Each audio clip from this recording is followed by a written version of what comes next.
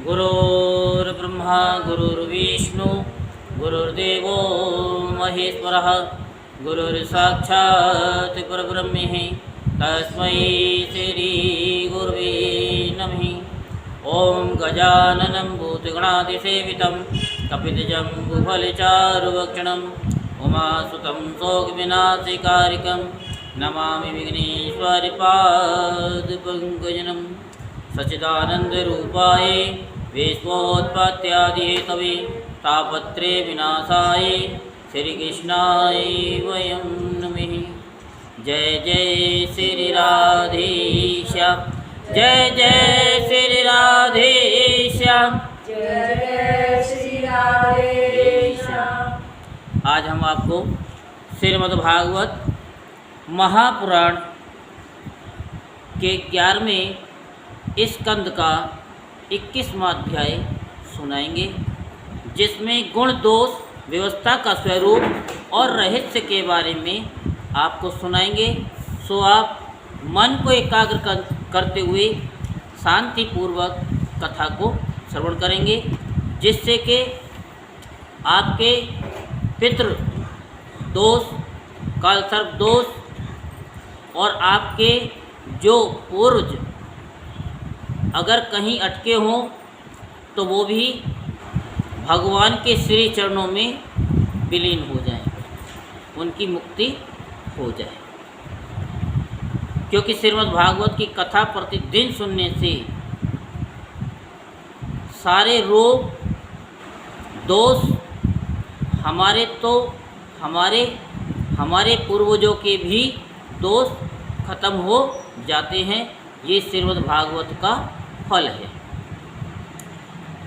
तो भगवान श्री कृष्ण कहते हैं कि प्रिय उद्धव, मेरी प्राप्ति के 3 मार्ग हैं।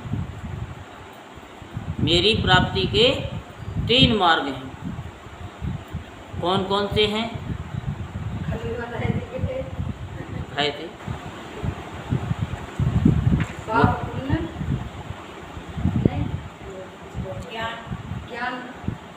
ठीक, भक्ति और कर्म, यानी भक्ति योग, ज्ञान योग और कर्म योग। अब जो कल सुनाया वो आज 21वें अध्याय में भी आ गया। तभी तो हमको पता चलता है कि आप लोग कथा को बड़े ध्यान से सुन रहे हैं। कोई नहीं, क्योंकि ये बुद्धि से परे है। कल भी बताया था और आज भी बता देते हैं कि करत करत अभ्यास के जड़मत हो सुजान, रस्सी आवत जाते सिल पर पड़त निशान। तो बार बार जब सुनोगे वही शब्द आएंगे। 0 से लेकर के 9 तक ही गिनती होती है, उसे आगे पीछे किसी का मोबाइल बना दो नंबर, चाहे कुछ भी बना लो, पूरी कथा में सिर्फ घुमा फिरा करके वहीं 3 चीज़ पे ही आ जाएगी। भक्ति योग, ज्ञान योग और कर्म योग। मिलना 3 पे ही है, सतोगुण, रजोगुण, तमोगुण। तो ऐसे ही मनुष्य के आगे बढ़ने में ये 3 चीज़ ही हैं।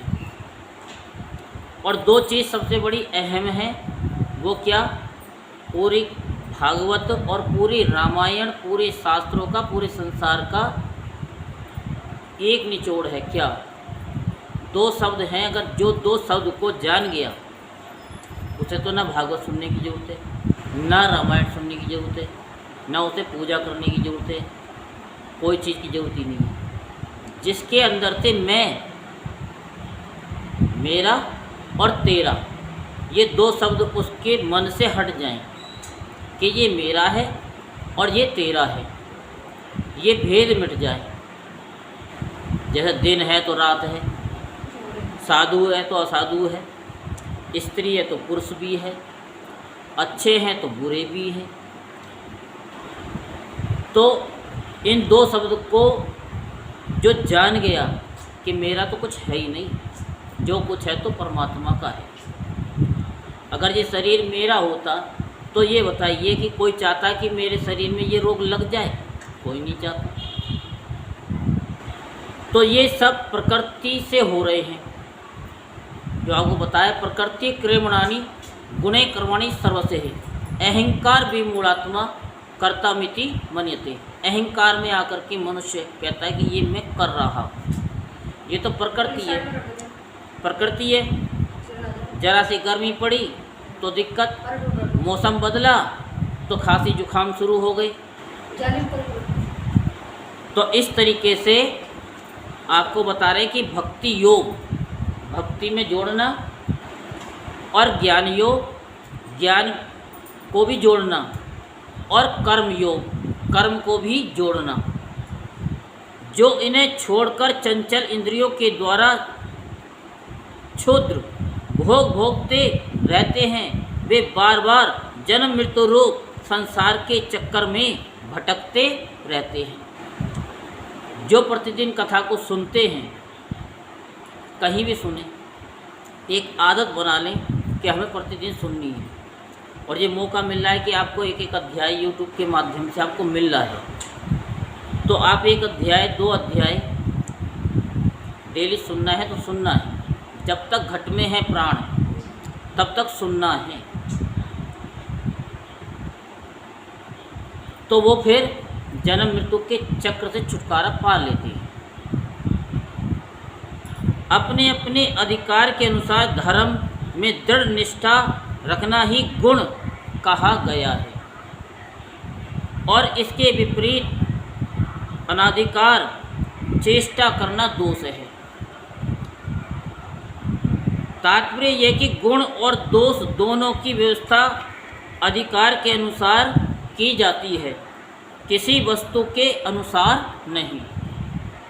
वस्तु के समान होने पर भी शुद्धि अशुद्धि, गुण दोष और शुभ अशुभ आदि का जो विधान किया जाता है, उसका अभिप्राय यह है कि पदार्थ का ठीक ठीक निरीक्षण परीक्षण हो सके और उनमें संदेह उत्पन्न करके ही ये योग्य है कि अयोग्य स्वाभाविक प्रवृत्ति को नियंत्रित संकुचित किया जा सके। उनके द्वारा धर्म संपादन कर सके, समाज का व्यवहार ठीक ठीक चला सके और अपने व्यक्तिगत जीवन के निर्वाह में भी सुविधा हो। इससे ये लाभ भी है कि मनुष्य अपनी वासना मूलक सहज प्रवृत्तियों के द्वारा इनके जाल में न फंसकर शास्त्र अनुसार अपने जीवन को नियंत्रित और मन को वशीभूत कर लेता है। तो मन को वशीभूत करने का एक तरीका और है। बहुत से कहते हैं हम पूजा पाठ बहुत करते हैं, लेकिन हम दुखी बहुत रहते हैं, क्योंकि आप लोग जितनी पूजा पाठ करते हो उतनी पूजा पाठ तो आप गंवा देते हो। जैसे रेत में अगर कोई रेत है, एक लोटा पानी गेरोगे तो दिखाई देगा उस रेत में? नहीं दिखाई देगा। तो ऐसे ही आप जब पूजा करते हो और नंगे पैर चलते हो तो वो पूजा गई। उसके लिए खड़ाऊँ का विधान बताया गया है कि पूजा करो तो खड़ाऊँ पहन कर, ठीक है। जैसे इन्होंने भी खड़ाऊँ लिए, जब किसी भाव से ली लेकिन ली ना, तो ये पूजा आपकी लगी, इसको कोई नहीं छीन सकता। और दूसरा, जब हम आसन पे बैठ गए तो आसन पे से उठते के साथ ही हमारा सबसे पहला काम होना चाहिए कि हम उस आसन को तय करके अपने बैग में झोले में रख लें। तो क्या है कि वो आपकी पूजा को कोई छीन नहीं सकता। जैसे आप अपने पर्स में पैसे रखते हो गुड़ू मुड़ू करके कैसे करके और चुप, तो अब किसी को नहीं पता। और जब पैसे निकालते तो सामने वाले के सामने नहीं निकालेंगे, थोड़ा साइड में होकर के निकालेंगे। क्यों? क्योंकि 2-3 चीज़ ऐसी हैं कि ये जितना छिपाव करते हैं उतनी बढ़ती है। जैसे गुरु मंत्र है, बताना नहीं चाहिए, और पैसे को ज़्यादा दिखाना भी नहीं चाहिए। और भक्ति करो तो उस भक्ति में दिखावा नहीं होना चाहिए। अगर दिखावा कर रहे हो तो जो आपने भक्ति की है वो भी गई, तो उसमें दिखावा नहीं करना चाहिए। तो मन जो है फिर वशीभूत में हो जाता है। सिर्फ 2 नियमों को अपना लें बस, नंगे पैर न चलें और अपने आसन को तुरंत उठा के रख लें और बिना आसन के बैठना भी नहीं चाहिए।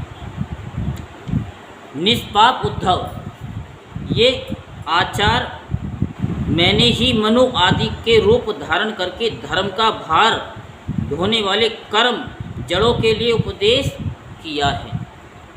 पृथ्वी जल तेज वायु आकाश, ये पंचभूत ही ब्रह्मा से लेकर पर्वत वृक्ष पर्यटन सभी प्राणियों के शरीरों के मूल कारण हैं। इस तरह वे सब शरीर की दृष्टि से तो समान हैं ही, सबका आत्मा भी एक ही है, कोई आत्मा भिन्न नहीं है। प्रिय उद्धव, यद्यपि सबके शरीरों के पंचभूत समान हैं, फिर भी वेदों ने इनके वर्णाश्रम आदि अलग अलग नाम और रूप इसलिए बना दिए हैं कि वे अपनी वासना मूलक प्रवृत्तियों को संकुचित करके, नियंत्रित करके धर्म अर्थ काम मोक्ष इन चारों पुरुषार्थों को सिद्ध कर सके। साधु श्रेष्ठ देश काल फल निमित्त अधिकारी और धान्य आदि वस्तुओं के गुण दोषों का विधान भी मेरे द्वारा इसीलिए किया गया है कि कर्मों में लोगों की उत्संकल्प प्रवृत्ति न हो, मर्यादा का भंग न होने पावे। देशों में वह देश अपवित्र है जिसमें कृष्ण सार मृग न हो और जिसके निवासी ब्राह्मण भक्त न हो। कृष्ण सार मृग के होने पर भी केवल उन प्रदेशों को छोड़कर जहाँ संत पुरुष रहते हैं कीकट देश अपवित्र ही है।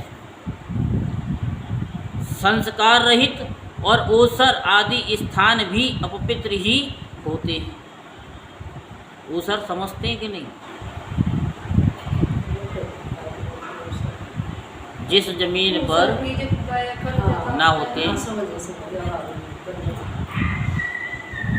बंजर जमीन हो तो समय वही पवित्र है जिसमें कर्म करने योग्य सामग्री मिल सके तथा कर्म भी हो सके। जिसमें कर्म करने की सामग्री न मिले, आगंतुक दोषों से अथवा स्वाभाविक दोष के कारण जिसमें कर्म ही न हो सके, वह समय अशुद्ध है। पदार्थों की शुद्धि और अशुद्धि द्रव्य, वचन, संस्कार, काल, महत्त्व अथवा अल्पतत्व से भी होती है। जैसे कोई पात्र जल से शुद्ध और मूत्र आदि से अशुद्ध हो जाता है। किसी वस्तु की शुद्धि अथवा अशुद्धि में शंका होने पर ब्राह्मणों के वचन से वह शुद्ध हो जाती है, अन्यथा अशुद्ध रहती है। पुष्पादि जल छिड़कने से शुद्ध और सूंघने से अशुद्ध माने जाते हैं। तत्काल का पकाया हुआ अन्न शुद्ध और बासी अशुद्ध माना जाता है। बड़े सरोवर और नदी आदि का जल शुद्ध और छोटे गड्ढों का अशुद्ध माना जाता है। इस प्रकार क्रम से समझ लेना चाहिए। शक्ति, अशक्ति, बुद्धि और वैभव के अनुसार भी पवित्रता और अपवित्रता की व्यवस्था होती है। उसमें भी स्थान और उपयोग करने वाले की आयु का विचार करते हुए ही अशुद्ध वस्तुओं के व्यवहार का दोष ठीक तरह से आंका जाता है।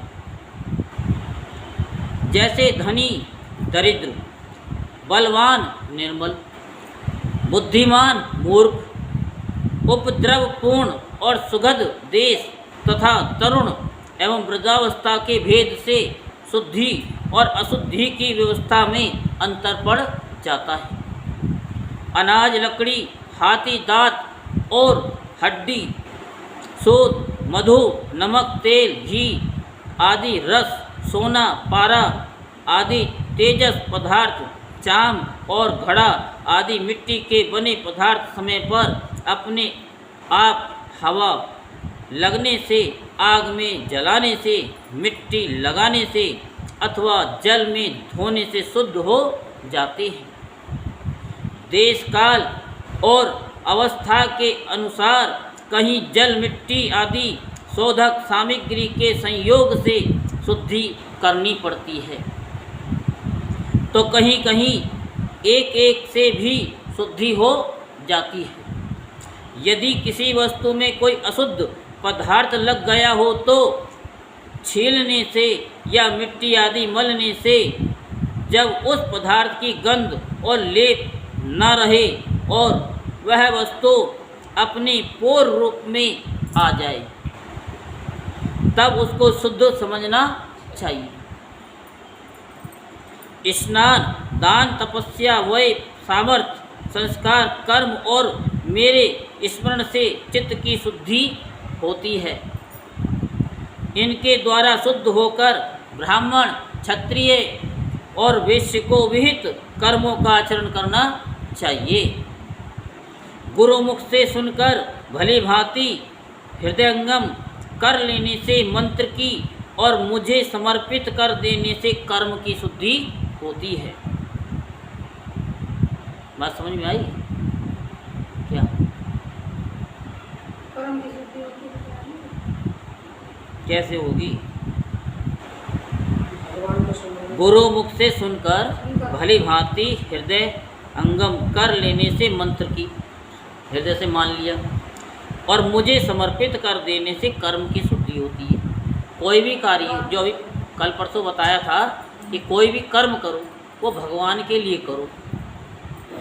अगर आप पूजा कर रहे हो, पाठ कर रहे हो कि इसका हमें फल कुछ नहीं चाहिए, क्या चाहिए कि भगवान ये सब हम आपको दे रहे हैं, तो भगवान बहुत खुश होकर के आपको पता नहीं कितना देंगे, आप संभाल भी नहीं पाओगे, कितना दे देंगे। जैसे कि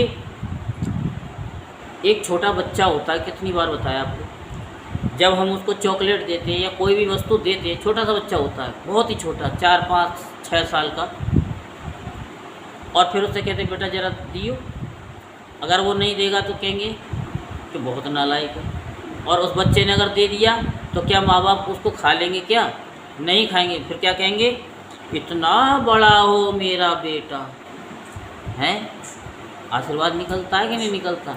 उसने तो नहीं कि आशीर्वाद दे दो, उन्हें तो भोलेपन से दे दिया, ऐसे आप भोलेपन से दे दो बस।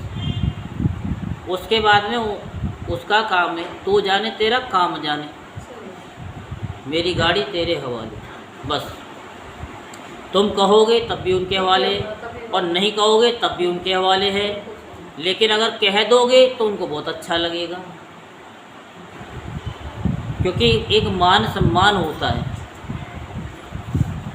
तो उद्धव जी, इस प्रकार देश, काल, पदार्थ, कर्ता, मंत्र और कर्म, इन छयों के शुद्ध होने से धर्म और अशुद्ध होने से अधर्म होता है। कहीं कहीं शास्त्र विधि से गुण दोष हो जाता है, और दोष गुण जैसे ब्राह्मण के लिए संध्या, वंदन, गायत्री, जप आदि गुण हैं, परंतु शूद्र के लिए दोष है। और दूध आदि का व्यापार वैश्य के लिए विहित है, परंतु ब्राह्मण के लिए अत्यंत निषिद्ध है। ब्राह्मण को दूध बेचने का काम नहीं करना चाहिए। एक ही वस्तु के विषय में किसी के लिए गुण और किसी के लिए दोष का विधान गुण और दोषों की वास्तविकता का खंडन कर देता है, और इससे ये निश्चय होता है कि गुण दोष का ये भेद कल्पित है। जो लोग पतित हैं वे पतितों का सा आचरण करते हैं तो उन्हें पाप नहीं लगता, जबकि श्रेष्ठ पुरुषों के लिए वह सर्वार्थ त्याज्य होता है।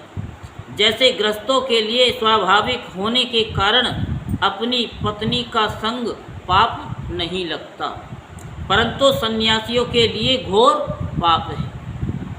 उद्धव जी, बात तो यह है कि जो नीचे सोया हुआ है वह गिरेगा कहाँ? भोले बाबा की तरह। वैसे ही जो पहले से ही पतित है उनका अब और पतन क्या होगा? जिन जिन दोषों और गुणों से मनुष्य का चित्त उपरत हो जाता है, उन्हीं वस्तुओं के बंधन से वह मुक्त हो जाता है।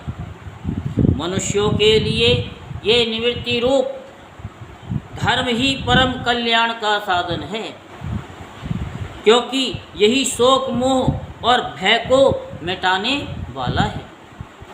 उद्धव जी, विषयों में कहीं भी गुणों का आरोप करने से उस वस्तु के प्रति आसक्ति हो जाती है। आसक्ति होने से उसे अपने पास रखने की कामना हो जाती है, और इस कामना की पूर्ति में किसी प्रकार की बाधा पड़ने पर लोगों में परस्पर कलह होने लगता है। इसीलिए कृष्ण भगवान ने स्मंतक मणि अपने पास नहीं रखी थी, उसको ही दे दी कि हम कहाँ संभालेंगे, बस एक काम करना, ये जो सोना देगी ना वो हमको देते रहना, भैया रखवाली तो कर, इसका फल जो है हम खाएंगे। तो कलह से असहाय क्रोध की उत्पत्ति होती है, और क्रोध के समय अपने हित अहित का बोध नहीं रहता, अज्ञान छा जाता है। इस अज्ञान से शीघ्र ही मनुष्य की कार्य का निर्णय करने वाली व्यापक चेतना शक्ति लुप्त हो जाती है।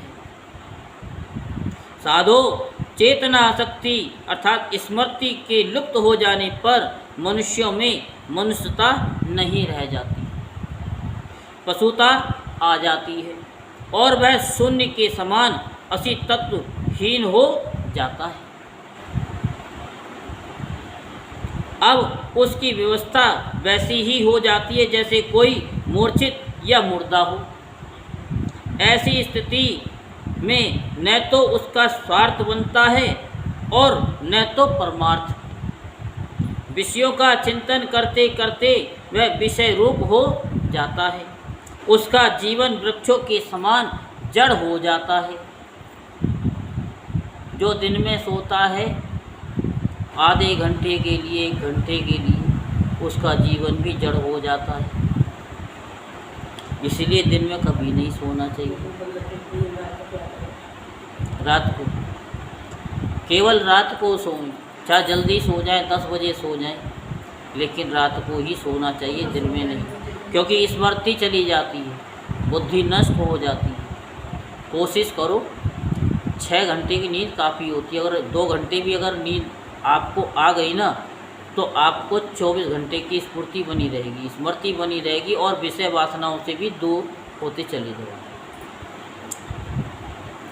कोशिश करो, कोशिश करने वालों की कभी हार नहीं होती। उसके शरीर में उसी प्रकार व्यर्थ श्वास चलता रहता है जैसे लोहार की धोकनी की हवा। उसे न अपना ज्ञान रहता है न किसी दूसरे का, ये सर्वदा आत्मवंचित हो जाता है। यकीन ना हो तो मैं इसको भी सेंटेंस को भागवत में से निकाल के बता दूंगा कि दिन में कभी नहीं सोना चाहिए। सुना चुका हूँ इसको, लेकिन आप उन चीज़ों को कैच नहीं करते हो।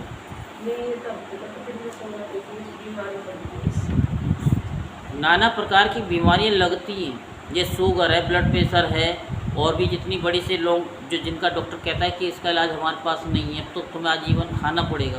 समझ लो दिन के सोने की बीमारी की वजह से हुआ, क्योंकि दिन में नहीं सोना चाहिए। उद्धव जी, ये स्वर्ग आदि रूप फल का वर्णन करने वाली श्रुति मनुष्यों के लिए उन लोगों को परम पुरुषार्थ नहीं बतलाती। परंतु बहिर्मुख पुरुषों के लिए अंतःकरण शुद्धि के द्वारा परम कल्याण में मोक्ष की विवक्षा से ही कर्मों में रुचि उत्पन्न करने के लिए वैसा वर्णन करती है। जैसे बच्चों से औषध में रुचि उत्पन्न करने के लिए रोचक वाक्य कहे जाते, बेटा प्रेम से गिलोय का काढ़ा पी लो तो तुम्हारी चोटी बढ़ जाएगी, तरह तरह का वही ये रोग मिट जाएगा। और नहीं तो बच्चा नहीं मानता है, हैं? क्या? हाँ हाँ, अपने पास से तो मैं ये बताता हूँ कि जब बच्चे को घुट्टी पिलाते हैं ना तो घुट्टी नहीं पीता तो उसकी नाक पकड़ करके उसके मुंह में दे देते हैं, तो उस जैसी सांस लेता अंदर चली जाती है। कि मुगली घुट्टी 555 इन्हें पिलाओ।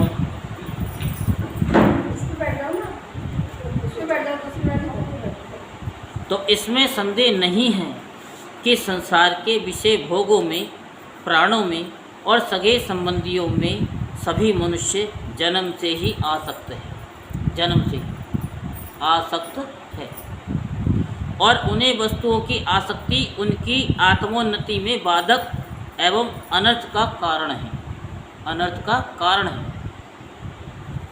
तो उसमें किस तरीके से रहें? जैसे आप कोई भजन गाती थी, अब गाती है मुझे नहीं पता, कि जल में रहो तो ऐसे रहो जैसे कमल का फूल रहे। ऐसे ही हमारा जीवन घर गृहस्थी में भी है। हम कहते छोड़ने की जरूरत नहीं है, लेकिन कमल के फूल की तरह रहो। किसी को तो कमल का फूल कीचड़ में भी बहुत अच्छा लगता है और किसी को तोड़ के लाने में अच्छा लगता है। भेद है, अंतर है दोनों में। कि कमल का फूल लगा हुआ है कीचड़ में, देख करके बड़े खुश हो रहे हैं, और दूसरा क्या है कि उसे तोड़ करके लेके आए हुए, तोड़ करके ले आए। तो ये बताया कि आत्मोन्नति में बाधक है। अगर हम घर गृहस्थी में हैं तो बाधक है, वो अनर्थ का कारण बनता है। उसमें भी रहो तो उसमें आसक्ति ना हो, काम सारे करो इस तरीके से। वे अपने परम पुरुषार्थ को नहीं जानते। जैसे हनुमान जी नहीं जानते थे कि मैं समुद्र को पार कर सकता हूँ, तो जामवंत जी ने उनको बताया, तभी वो खुश हुए। तभी तो कहा ना, जामवंत के बचन सुहाए, सोनी हनुमंत हृदय अति भाई। इसलिए स्वर्ग आदि का जो वर्णन मिलता है वह जो का तो सत्य है। पता है थोड़ा सा मुश्किल है, लेकिन अगर प्रैक्टिस करोगे तो practice makes a man perfect, तो धीरे धीरे वो सब आ सकती है, तो जा भी सकती है। जो आएगा वो जाएगा। आसक्ति का मतलब आ गई, तो जो आ गया तो वो जा भी सकता है। ऐसा विश्वास करके देवादि योनियों में भटकते रहते हैं और फिर वृक्ष आदि योनियों के घोर अंधकार में आ पड़ते हैं। वृक्ष बन जाते, पता नहीं कितने कितने पीढ़ियाँ हम लोगों की बदल जाती हैं, लेकिन वृक्ष खड़े के खड़े रहते हैं। कभी धूप सहते हैं तो कभी चोट सहते हैं, कभी कुल्हाड़ी भी सहते हैं,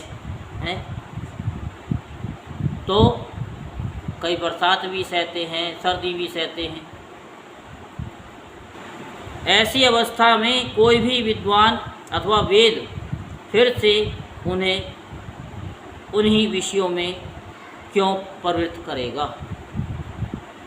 दुर्बुद्धि लोग कर्मवादी वेदों का यह अभिप्राय न समझकर कर्मासक्तिवश पुष्पों के समान स्वर्ग आदि लोकों का वर्णन देखते हैं और उन्हीं को परम फल मानकर भटक जाते हैं। परंतु वेदवेता लोग श्रुतियों का ऐसा तात्पर्य नहीं बतलाते। विषय वासनाओं में फंसे हुए दीनहीन लोभी पुरुष रंग बिरंगे पुष्पों के समान स्वर्ग आदि लोगों को ही सब कुछ समझ बैठते हैं। अग्नि के द्वारा सिद्ध होने वाले यज्ञादि कर्मों में ही मुग्ध हो जाते हैं। उन्हें अंत में देवलोक, पितृलोक आदि की ही प्राप्ति होती है। दूसरी ओर भटक जाने के कारण उन्हें अपने निज धाम आत्म पद का पता नहीं लगा। कहते हम भागवत कथा रोज क्यों सुने? रोज सुनोगे तो कम से कम आत्म पद का पता चल जाएगा, और ये भी पता चल जाएगा मरने से पहले कि हमें जाना कहाँ है। तो प्यारे उद्धव, उनके पास साधना है तो केवल कर्म की, और उसका कोई फल है तो इंद्रियों की तृप्ति। इंद्रियों की तृप्ति। उनकी आंखें धुंधली हो गई हैं। इसी से वे ये बात नहीं जानते कि जिससे इस जगत की उत्पत्ति हुई है और जो स्वयं इस जगत के रूप में है, वह परमात्मा मैं उनके हृदय में ही हूँ।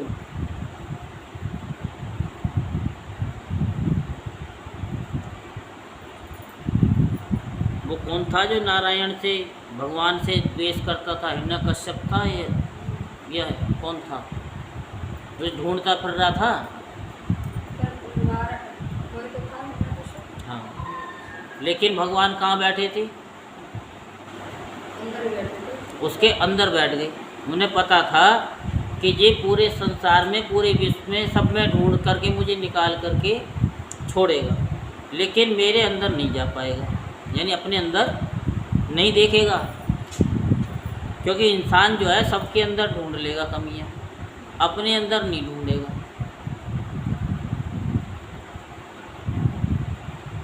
यदि हिंसा और उसके फल मांस भक्षण में राग ही हो, उसका त्याग न किया जा सकता हो, तो यज्ञ में ही करे, ये परिसंख्या विधि है। स्वाभाविक प्रवृत्ति का संकोच है।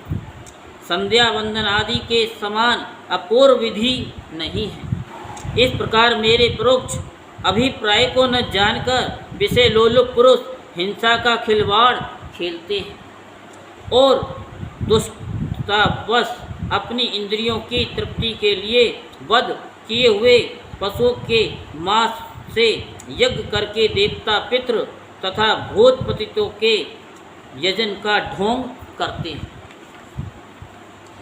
उद्धव जी, स्वर्ग आदि परलोक सपन के दृश्यों के समान है, वास्तव में तो असत है। केवल उनकी बातें सुनने में बहुत मीठी लगती है। सकाम पुरुष वहाँ के भोगों के लिए मन ही मन अनेकों प्रकार के संकल्प कर लेते हैं, और जैसे व्यापारी आदि लाभ की आशा से मूलधन को भी खो बैठता है, वैसे ही वे सकाम यज्ञों द्वारा अपने धन का नाश करते हैं, क्योंकि उनको ज्ञान होता नहीं है, तो इसलिए अपना मूलधन भी गंवा देते हैं। तो मूल को तो बचाना ही चाहिए। जैसे आप कहती हो ना कि प्रभु जी ब्याज पे ब्याज मत जोड़ना, कुछ भजन गाती हो कि नहीं? हाँ, और ब्याज पे ब्याज मत जोड़ना। तो वे स्वयं रजोगुण, सतगुण या तमोगुण में स्थित रहते हैं, और रजोगुणी, सतगुणी अथवा तमोगुणी इंद्रादि देवताओं की उपासना करते हैं। वे उन्हीं सामग्रियों से उतने ही परिश्रम से मेरी पूजा नहीं करते। वे जब इस प्रकार की पुष्पिता वाणी, रंग बिरंगी मीठी मीठी बातें सुनते हैं कि हम लोग इस लोक में यज्ञों के द्वारा देवताओं का यजन करके स्वर्ग में जाएंगे और वहाँ दिव्य आनंद भोगेंगे, उसके बाद जब फिर हमारा जन्म होगा तब हम बड़े कुलीन परिवार में पैदा होंगे, हमारे बड़े बड़े महल होंगे और हमारा कुटुंब बहुत सुखी और बहुत बड़ा होगा, तब उनका चित्त क्षुब्ध हो जाता है और उन हैकड़ी जताने वाले घमंडियों को मेरे संबंध की बातचीत भी अच्छी नहीं लगती। उद्धव जी, वेदों में 3 कांड हैं, कर्म, उपासना और ज्ञान। इन तीनों कांडों के द्वारा प्रतिपादित विषय है ब्रह्म और आत्मा की एकता। सभी मंत्र और मंत्र दृष्टा ऋषि इस विषय को खोलकर नहीं, गुप्त भाव से बतलाते हैं। आगे गुप्त भाव से, पूरा नहीं खोलेंगे, गुप्त भाव से। और मुझे भी इस बात को गुप्त रूप से कहना ही अभिष्ट है, क्योंकि सब लोग इसके अधिकारी नहीं हैं। अंतःकरण शुद्ध होने पर ही ये बात समझ में आती है। जैसे राजा परीक्षित, जब रासलीला की बात चली तो सुखदेव जी से पूछा। सुखदेव जी ने कहा कि ये इनकी समझ से बाहर है और इसके पास में समय तो है नहीं, तो उन्होंने यू टर्न मार दिया, वहाँ से कथा को मोड़ दिया। तो वेदों का नाम है शब्द ब्रह्म, वे मेरी मूर्ति हैं। इसी से उनका रहस्य समझना अत्यंत कठिन है। वह शब्द ब्रह्म परा पश्यंती और मध्यमा वाणी के रूप में प्राण, मन और इंद्रिय में है। समुद्र के समान सीमा रहित और गहरा है। उसकी था लगाना अत्यंत कठिन है। इसी से जैमिनी आदि बड़े बड़े विद्वान भी उसके तात्पर्य का ठीक ठीक निर्णय नहीं कर पाते। उद्धव में अनंत शक्ति संपन्न एवं स्वयं अनंत ब्रह्म हूँ। मैं ही वेद वाणी का विस्तार किया है। जैसे कमल नाल में पतला सा सूत होता है, वैसे ही वे वेद वाणी प्राणियों के अंतःकरण में अनाहत नाद के रूप में प्रकट होती है। आया समझे? अनाहत नाद पता है? हाँ, तो अंदर से जो ध्वनि निकलती है ना, एक गुम्मक होती है, ढोलक में गुम्मक होती है, ऐसी शरीर में गुम्मक होती है और शरीर में भी कुछ न कुछ होता है। तो भगवान हिरण्यगर्भ स्वयं वेद मूर्ति एवं अमृत में है। उनकी उपाधि है प्राण और स्वयं अनाहद शब्द के द्वारा ही उनकी अभिव्यक्ति हुई है। जैसे मकड़ी अपने हृदय में मुख द्वारा जाला उगलती और फिर निगल लेती है, वैसे ही वे स्पर्श आदि वर्णों का संकल्प करने वाले मन रूप निमित्त कारण के द्वारा हृदय का से अनंत अपार अनेकों मार्गों वाली बेखरी रूप वेदवाणी को स्वयं ही प्रकट करते हैं और फिर उसे अपने में लीन कर लेते हैं। वह वाणी हृदयगत सूक्ष्म ओंकार के द्वारा अभिव्यक्त स्पर्श का से लेकर माँ तक 25 स्वर, अंग से औं तक 9 ऊष्मा, 6 षटकोण, 6 सरीपा है हल और अंतस्ते या ले वे इन वर्णों से विभूषित उनमें ऐसे छंद हैं जिनमें उत्तरोत्तर 4-4 वर्ण बढ़ते जाते हैं और उनके द्वारा विचित्र भाषा के रूप में वह विस्तृत हुई है। 4-4 अधिक वर्णों वाले छंदों में से कुछ ये हैं: गायत्री, औषणिक, अनुष्टुप, वृत्ति, पंक्ति, त्रिष्टुप, जगति, अति छंद, अतियष्टि, अति जगति और विराट नाम हैं। वे वेदवाणी कर्म कांड में क्या विधान करती है, उपासना कांड में किन देवताओं का वर्णन करती है और ज्ञान कांड में किन प्रतीतियों का अनुवाद करके उनमें अनेकों प्रकार के विकल्प करती है।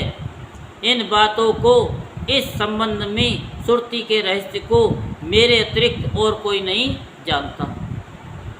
मैं तुम्हें स्पष्ट बतला देता हूँ, सभी श्रुतियाँ कर्म कांड में मेरा ही विधान करती है।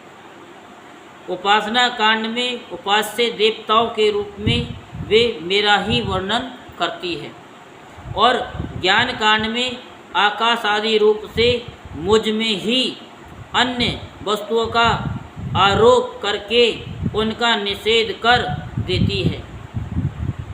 संपूर्ण श्रुतियों का बस इतना ही तात्पर्य कि वे मेरा आश्रय लेकर मुझ में भेद का आरोप करती है, माया मात्र कहकर उसका अनुवाद करती है और अंत में सबका निषेध करके मुझ में ही शांत हो जाती है और केवल अधिष्ठान रूप से मैं ही शेष रह जाता हूँ। मैं ही शेष रह जाता हूँ, कुछ भी कर लो शेष मैं ही रहता हूँ, भगवान कह रहे हैं। तो यहीं पर श्रीमद् भागवत महापुराण के 11वें स्कंद का 21वां अध्याय संपूर्ण होता है। जय जय श्री राधे श्याम, जय जय श्री राधे श्याम, जय जय श्री राधे